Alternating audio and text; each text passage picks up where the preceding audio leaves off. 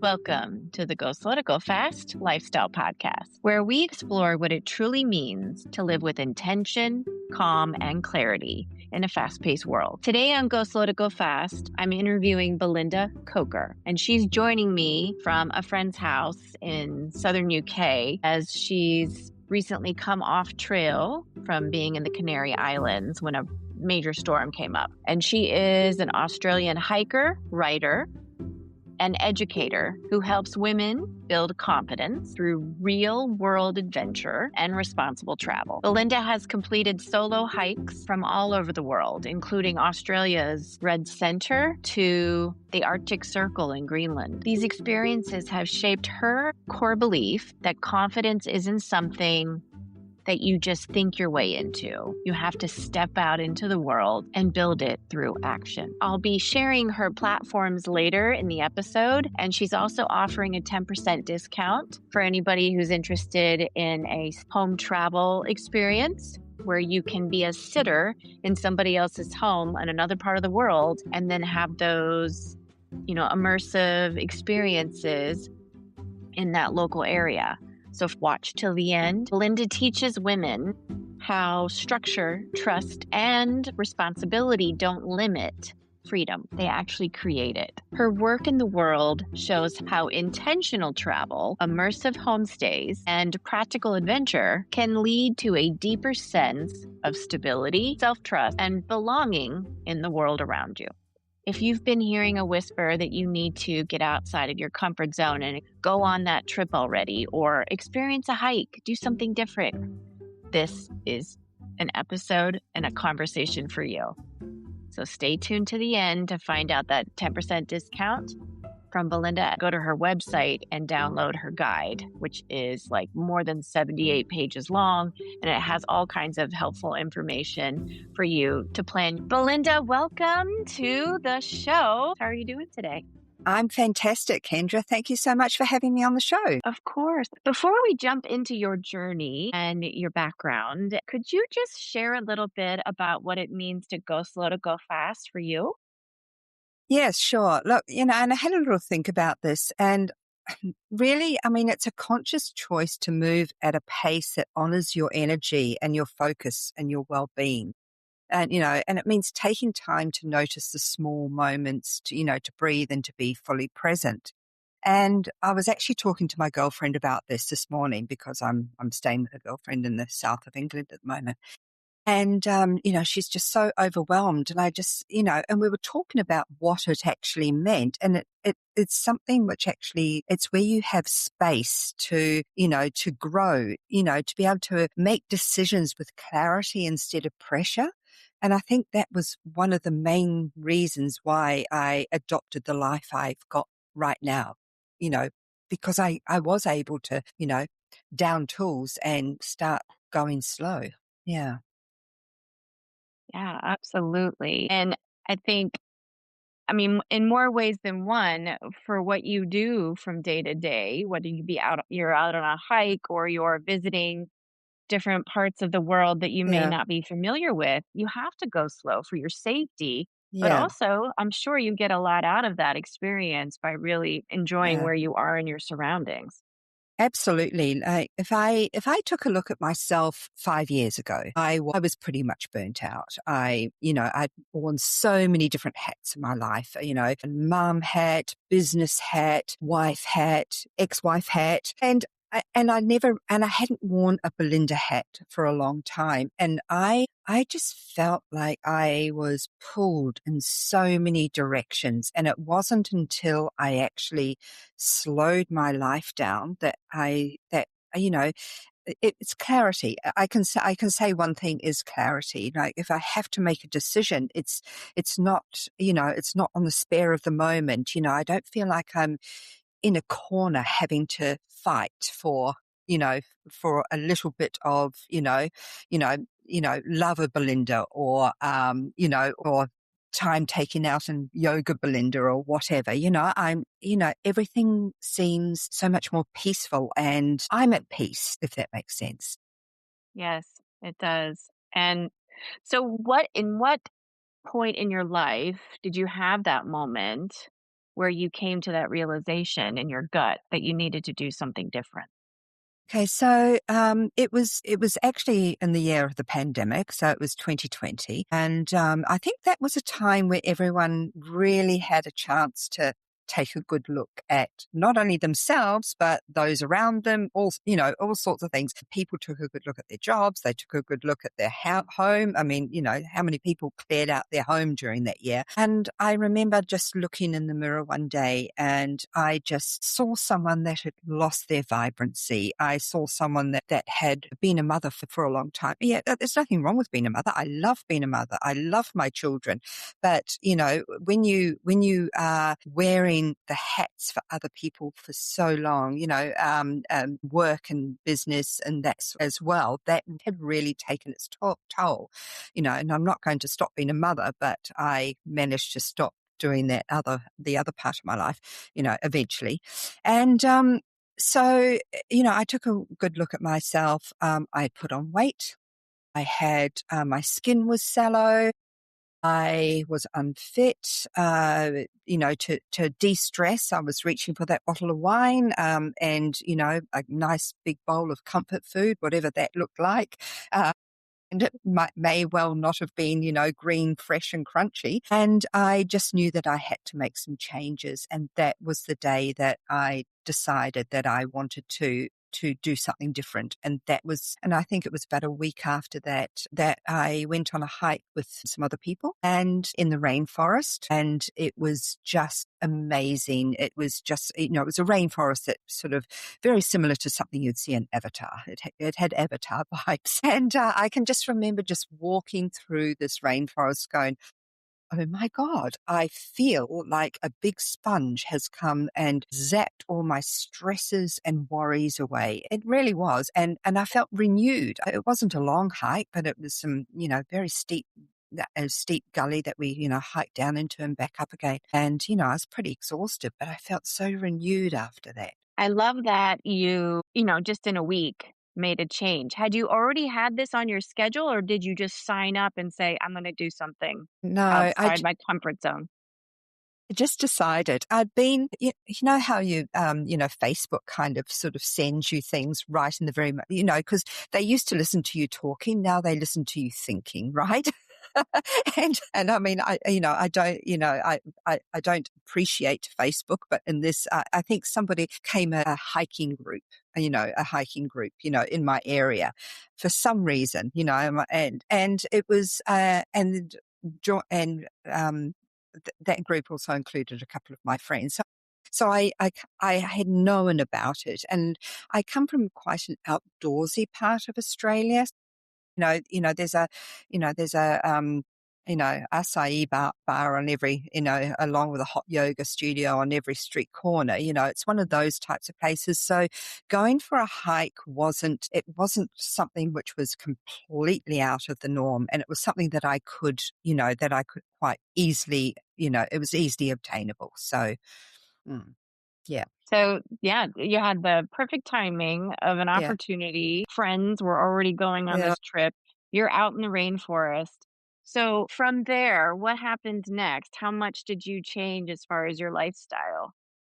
Well, I think I was so renewed after that hike, and I was really happy that I'd actually done something for myself, and I hadn't felt like that in a long time. And I can just remember this feeling of, wow, that is amazing. And I came home and I had a year 11 and a year 12-year-old and a son who's in uni.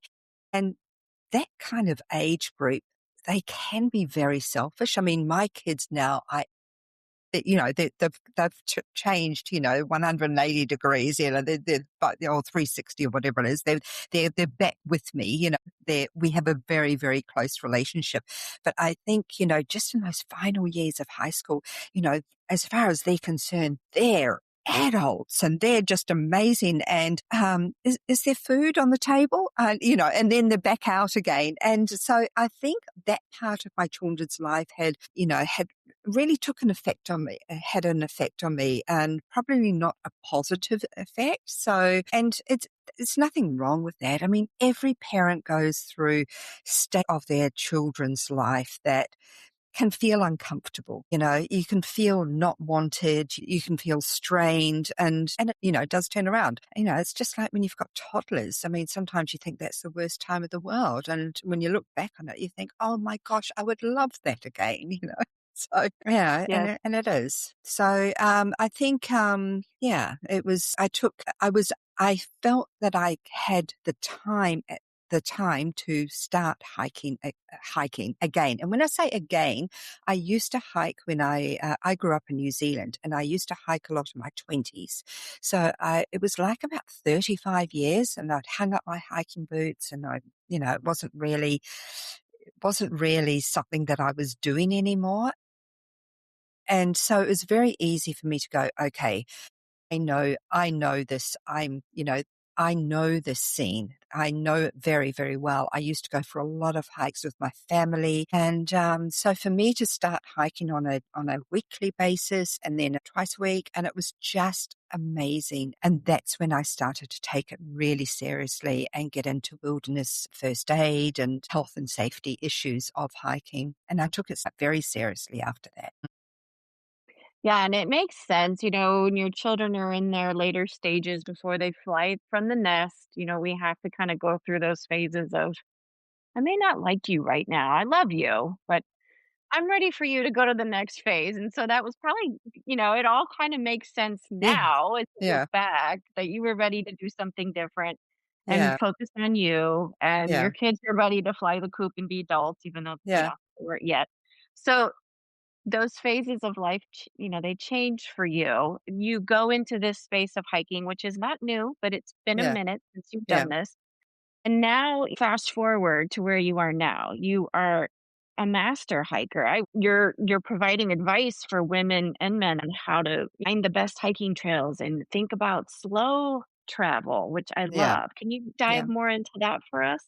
Okay, so slow travel is very interesting. So I've actually got a slow immersive travel is, about savoring a place instead of rushing through it. So many a times, a lot of us have gone on vacation or, holidays if you're Oxford English, and you go to a place and you tick off all these lists and itineraries, and you stay in a hotel and you go out to restaurants, and more often than not, it costs a fortune. And it can be extremely stressful to actually go on vacation. And a lot of people come back from a holiday, and they feel like they need another holiday just to get over the holiday that they've had. And that shouldn't be the case. A full break of what our corporate life gives us, whether it's 2 weeks, a month, or however long you take, is just that, to give you a break to recharge the batteries and then come back renewed, or whatever your scenario is. And slow immersive travel is about savoring a place instead of rushing through it.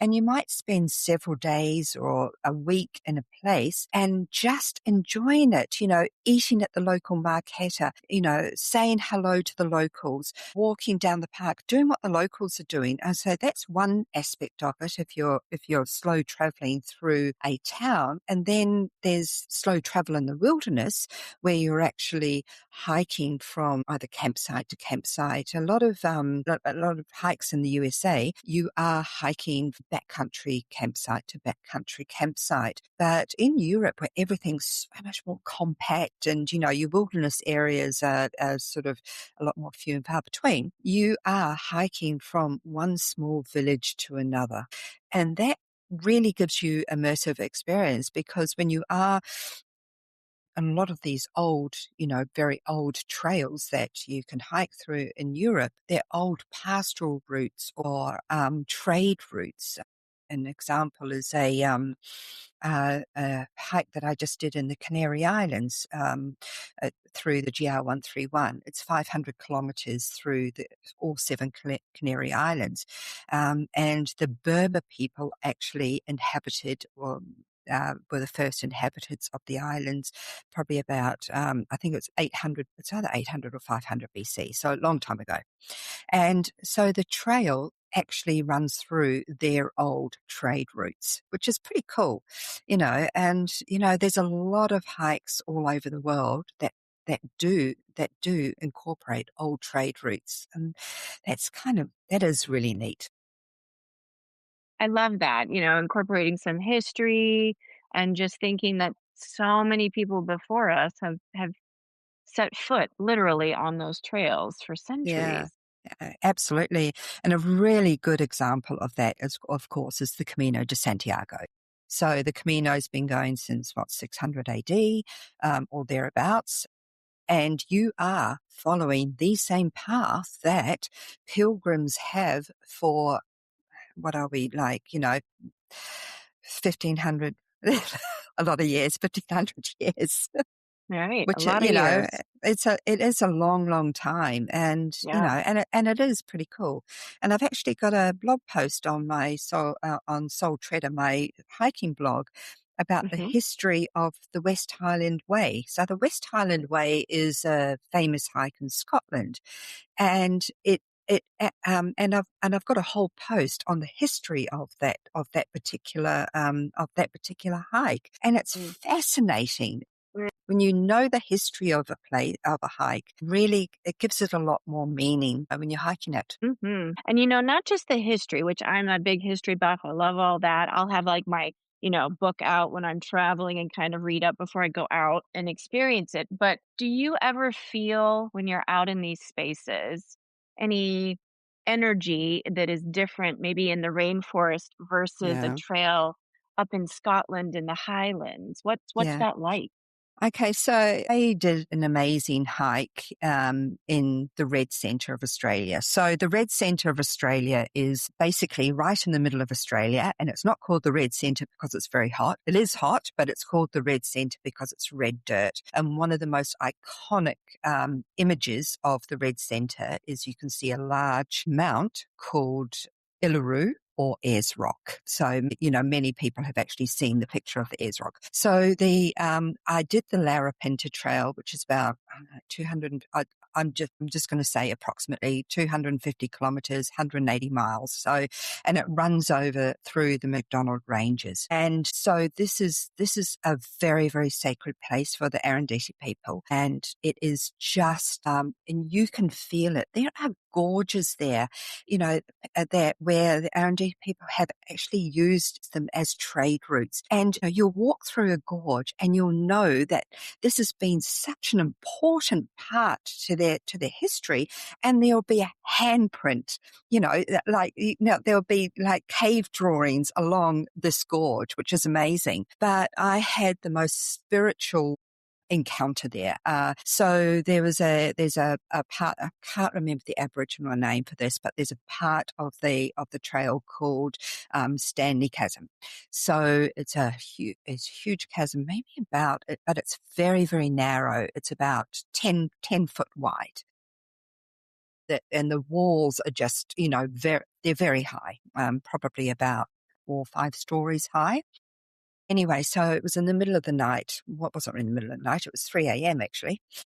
And I wasn't having a very good time with someone I was in partnership with, romantic partnership with. It wasn't romantic. I think that was a problem.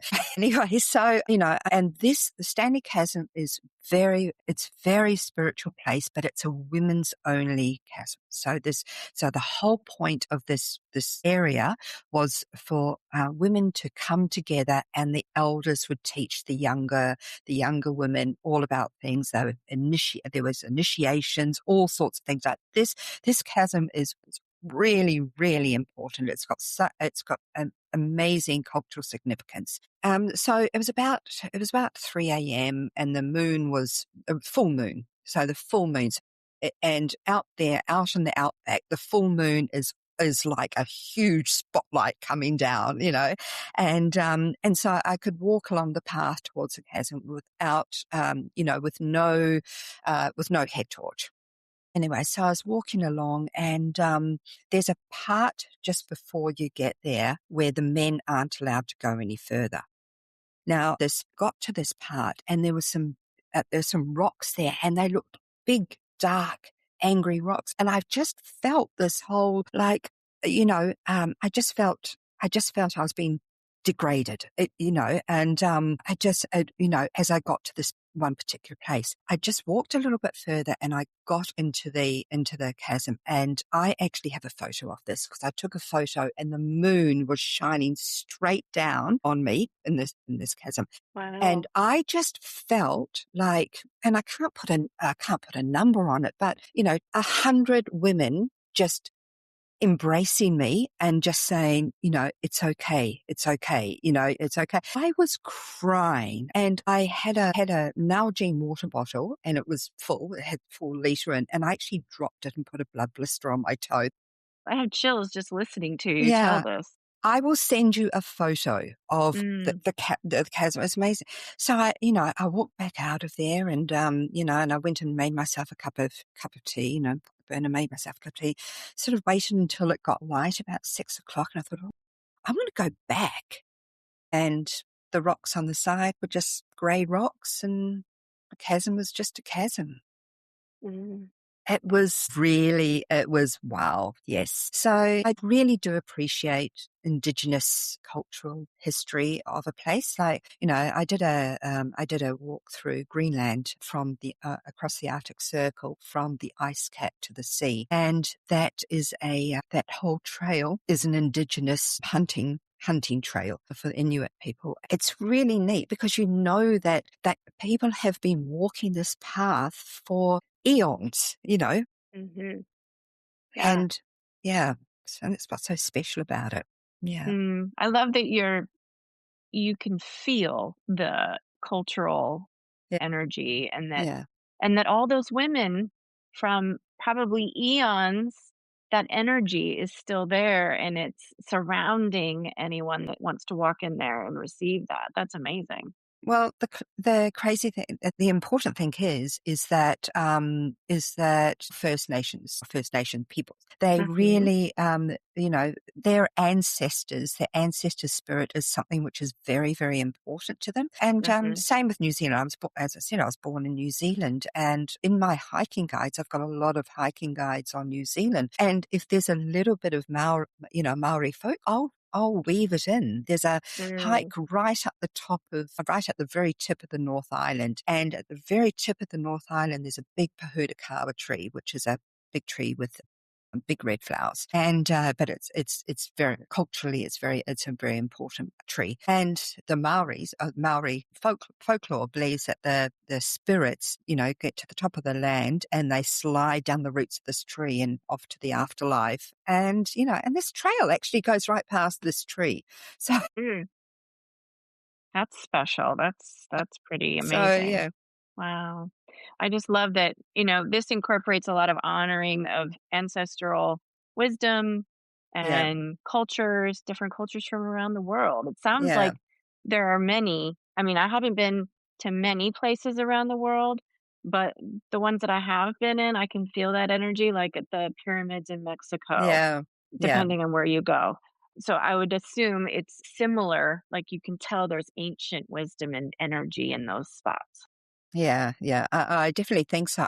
Just think our fast life now, we have lost so much. Mm. I really do. And we've got all the technology, and we've got, and we think that we're so clever and all that sort of thing. But are we really that clever? No. Yeah, right? Yeah, I know. Well, speaking of, if anybody out there is listening or watching on YouTube and is interested in booking an experience out in the wilderness, what are some things they need to think about first? And we'll make sure that we link them to your website because you have lots of resources. Yeah. But what would be something that you'd want to stress for anybody who's new to hiking experiences? Okay, so if you're new or you want to get into it, I think the most important thing is to start with a few day hikes and start going with other people. And there are so many meetup groups and Facebook groups where you can meet other people, and you can start going on hikes and experiencing the wilderness. Uh, and then as your confidence gets a little bit more and you start learning about what you're supposed to do, what you're supposed to look for and all that sort of thing, then maybe start going on hikes on your own, but don't do it while when you're just starting out, because there are so many, there is there are so many chances for things to go wrong. And this is one thing that kind of upsets me a little bit about social media. So especially like Instagram and Facebook, they show this amazing hike and they go, oh my gosh, it's just amazing. And they show some sexy little thing or big thing, with a backpack looking fantastic and all that. And I want to do that too. But, I had did I tell you about my experience in Canaries in our, I don't know if I did or not. I You had a, didn't not in this conversation, a little bit in our pre-chat. Right. Okay. Okay. So, I'm an advocate for safety and, health and safety on the trail, and I have a great resource for it, and I'll tell you about that in a minute. But, I consider myself an experienced hiker, and as I said before, I was on the GR131 through the Canary Islands, which are a group of 7 islands, autonomous but owned by Spain, right down by the Western Sahara. So they're supposed to be they're supposed to be very warm. And I actually got hypothermia on one of the islands. And had I not really known what to do or what to look for, we might not be having this conversation here today. So, and it is very important that you kind of know what to look for in terms of weather, in terms of dehydration, in terms of heat related illnesses like, heat stroke, hyperthermia or hypothermia. One's hot, one's been so hot that your body can't regulate itself and cool down. And the other one's been so cold that your body can't regulate itself and get warm again,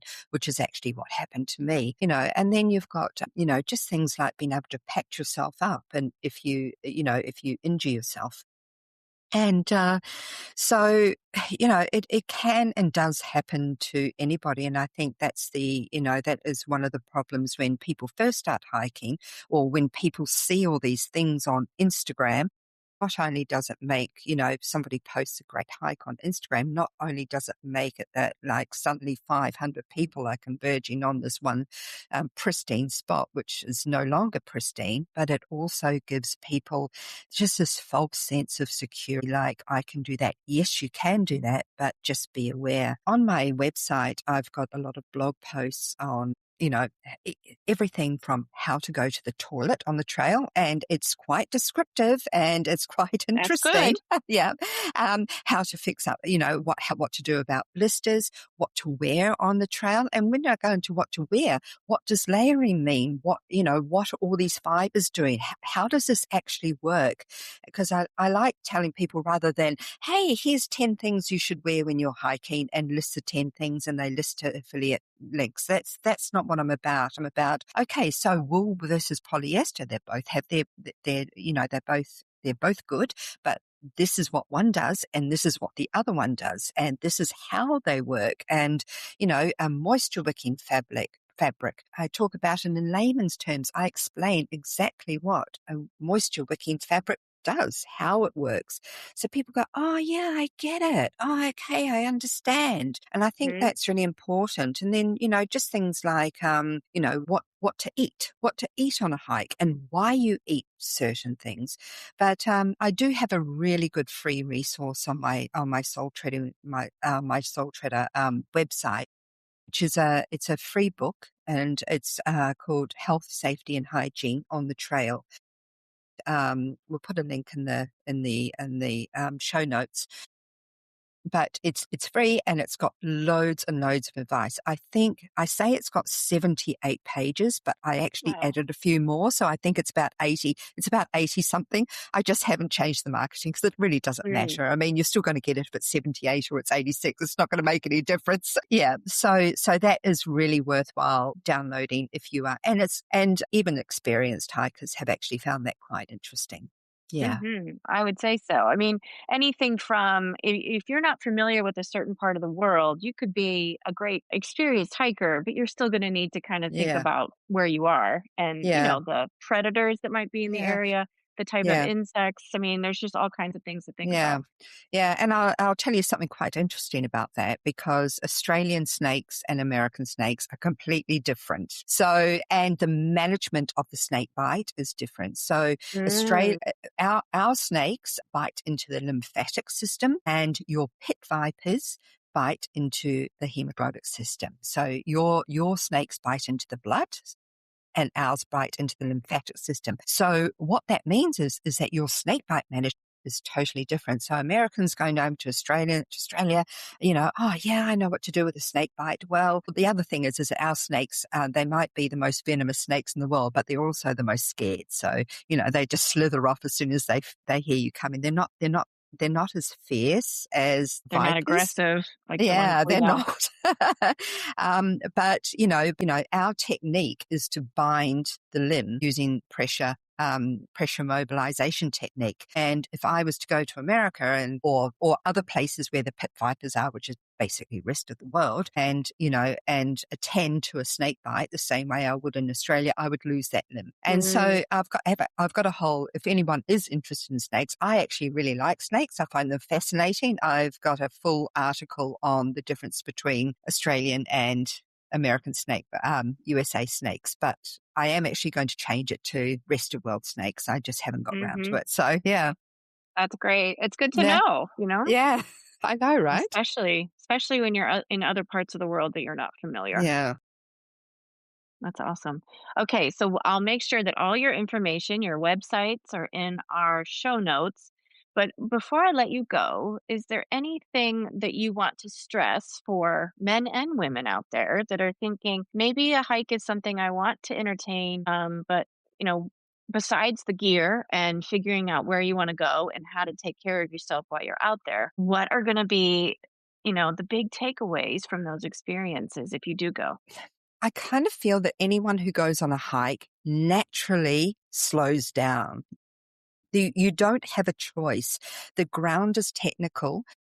A lot of the time the ground is technical. You have stones and roots and, ascents and descents, and your body is moving in so many different ways. You're almost using every single, muscle in your body. So it's so easy to really be present with yourself and that trail. And so if you're thinking about it, it is a great way where you're actually forced to slow down. You really are. You can go for a walk around in suburbia on a pavement, and it is just this repetition, this repetitive movement. And, you won't get rid of the monkey chatter. You won't. But mind you, saying that, I do some of my best thinking on the trail. So yes, maybe that's because I've slowed down. I don't know. That's a good point. I mean, I think if nothing else, it's, getting out of your comfort zone if you've never gone on a big hike or Yeah. gone to a different location and tried a different trail. So, yeah, I mean, you have to slow down to not Yeah. just take care of yourself and be safe, but Yeah. also see what, comes to mind when you're out in those Yeah. spaces. They say it Yeah. is good therapy. There's a lot of research these days about Yeah. nature therapy too. Yeah. Yeah. Mhm. Absolutely. And it really lowers the cortisol and all that sort of thing. It really, Mhm. there are so many benefits. It's unbelievable. Yeah. Yeah. Well, Belinda, you inspired me to think about maybe going on a big hike here, but I want to go slow to go fast. So I'm going to try Yeah. some slower, shorter hikes around this area. We have some waterfalls that I can explore before Yeah. I take on a big hike, but one Yeah. step at a time, right? Absolutely. Yes. Absolutely.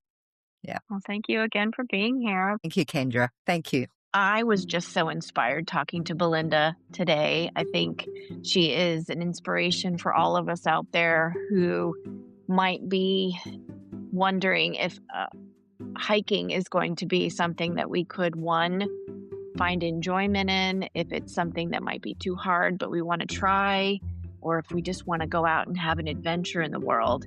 She's a great inspiration, and she offers all kinds of advice on her website. Everything from what kind of gear we should purchase to ways to take care of yourself and make sure you're safe when you're out on those travels, be it just in your backyard at a local park or somewhere on the other side of the world. This conversation was a reminder that confidence doesn't come from waiting until you feel like you're ready. It comes from showing up and letting experiences shape you. I know when I've traveled to Italy or Ireland or Mexico, I always enjoyed when I immersed myself in the culture and really got to know the local community and the people and interacted in those slow moments, those were the ones that I will always remember. And that is really the way I prefer to travel. And, every time I go on a trip, I really want to be in a local area, and you can be in the city and get to know a neighborhood in a city. You can have those immersive experiences, be it in the city or in nature. It's just how you set your intention and you make your planning a key part of your experience so you really can experience what you would like to get out of a trip. And set your intention before you go and do your homework and make sure you have all your resources in place so you feel like you're confident. But you can go with a small group. There's lots of opportunity out there with travel groups, and Belinda's website gives you all kinds of ideas to get started. If her work resonates with you, then be sure to check out her website, soultreader.com, and the House Sitting Collective, where she offers those rich resources that I've spoke about, including thoughtful guidance and tips and tricks and resources, and also access to a global community centered on immersive, responsible travel. And remember, you can get that 10% discount as a Go Slow to Go Fast listener or viewer because you stayed till the end. It's HS Travel for that 10% off. And all links are in the show notes. If this episode supported you, I hope that you consider sharing it with everybody you know who's craving more confidence, freedom, or a different way to travel or a different way of experiencing the world. And don't forget to like and subscribe if you're on YouTube so you never miss an episode, or if you're listening on Apple and Spotify. I'm coming out with the interview episodes on Thursdays and my solo casts on Tuesdays. So make sure that you subscribe so you never miss another episode. Thank you for being here. And until next time, go slow, trust the process, and take the next grounded step forward. And remember, the light in me honors the light in you.